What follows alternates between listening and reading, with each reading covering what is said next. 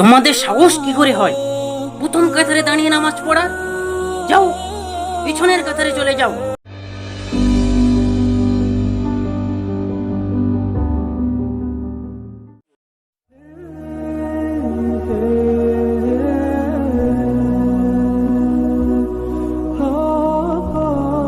আজান দিচ্ছে আশিক, তাড়াতাড়ি চল।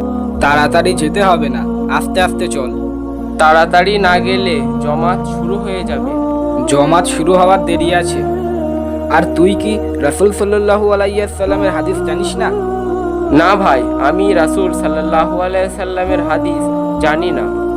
রাসূল সাল্লাল্লাহু আলাইহি সাল্লামের কি হাদিস আমাকে বল।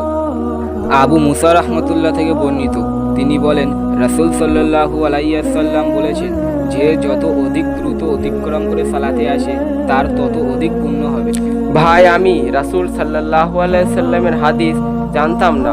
আজ থেকে আমি রাসূল সাল্লাল্লাহু আলাইহি সাল্লামের হাদিস মেনে চলবো ইনশাআল্লাহ। ঠিক আছে, এখন চল, না হলে দেরি হয়ে যাবে। আসসালামু আলাইকুম হাজি সাহেব। ওয়ালাইকুম আসসালাম ওয়া রাহমাতুল্লাহি ওয়া বারাকাতুহু। ভালো আছেন হাজি সাহেব? আলহামদুলিল্লাহ, আল্লাহ ভালো রেখেছে। তোমাদের সাহস কি করে হয় প্রথম কাতারে দাঁড়িয়ে নামাজ পড়ার? যাও, পিছনের কাতারে চলে যাও। দাঁড়াও, আপনি এইভাবে তাদেরকে পিছনের কাতারে পাঠাতে পারেন না। আপনি হয়তো রাসূল সাল্লাল্লাহু আলাইহি ওয়াসাল্লামের হাদিস। দেখেন হুজুর, আমি মক্কা মদিনা থেকে হজ করে এসেছি। আমাকে হাদিস কালামের জ্ঞান দিয়েন না। বেশি জ্ঞান দিতে আসলে ইমামতির পদ আর থাকবে না।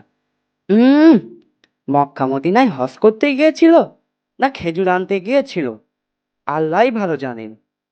তোমরা এখনো এখানে দাঁড়িয়ে আছো? যাও, পিছনে চলে যাও।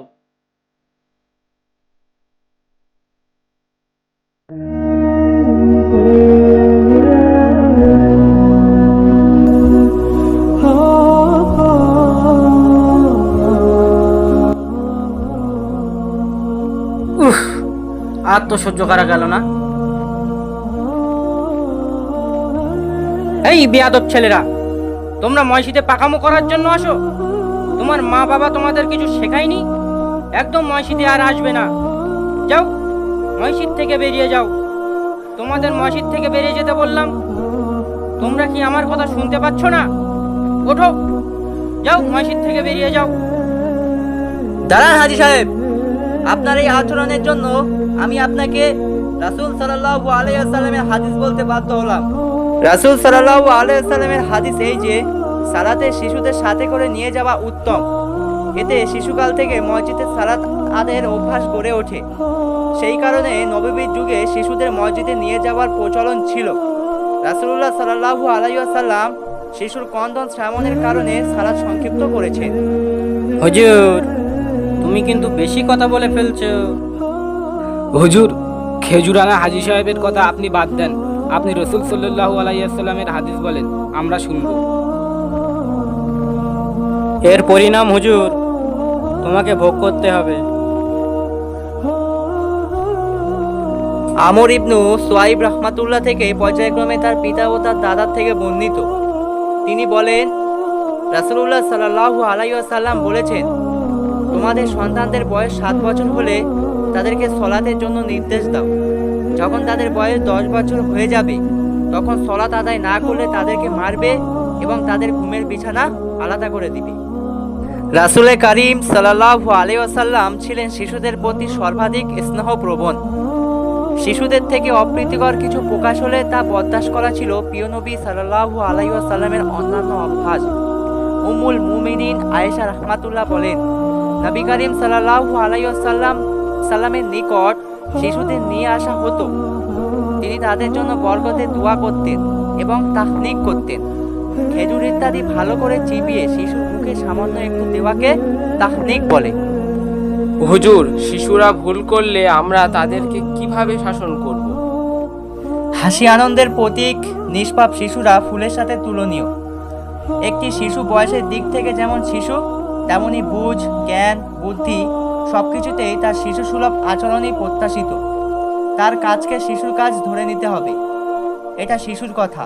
এই বিষয়গুলো মনে রাখলে খুব সহজেই বিবেচনায় রাখা সম্ভব যে শিশুদের কথা, কাজ, চলাফেরা সবকিছুতেই ভুল হওয়া স্বাভাবিক। মুক্তি বা তিরস্কার করা বা বিরক্তি প্রকাশ করা উচিত নয়। হ্যাঁ, তাদের সংশোধনের জন্য উদ্দেশ্য কোমল শাসন তো করতেই হবে, যাতে তারা সচেতন হয়। তবে তা অবশ্যই হতে হবে ভীত্রতাপূর্ণ, ধিক্কার, তিরস্কার বা ধমক দিয়ে নয়। আচ্ছা হুজুর, শিশুরা যদি আমাদের কথা না শুনে বা অবাধ্য করে তাহলে তাদের সাথে কিরকম ব্যবহার করব? আনাস ইবনে মালিক রাহমাতুল্লাহ বলেন, আমি 10 বছর নবী করিম সাল্লাল্লাহু আলাইহি ওয়াসাল্লামের খেদমত করেছি। তিনি কোনো নির্দেশ দিলে যদি অবহেলা করতাম বা জিনিসটা নষ্ট করে ফেলতাম, তাহলে তিনি আমাকে তিরস্কার করতেন না। তার পরিবারে কেউ কিছু বললে তিনি বলতেন, ওকে কিছু বলো না, তাকদিরে যা আছে তাই ঘটবে। নামাজ পড়ার সময় যদি পেছনের সারি থেকে বাচ্চাদের হাসির আওয়াজ না আসে, তাহলে পরবর্তী প্রজন্মের ব্যাপারে ভয় করুন। এই কোটেশন তুর্কির মসজিদের দেওয়ালে লেখা থাকে।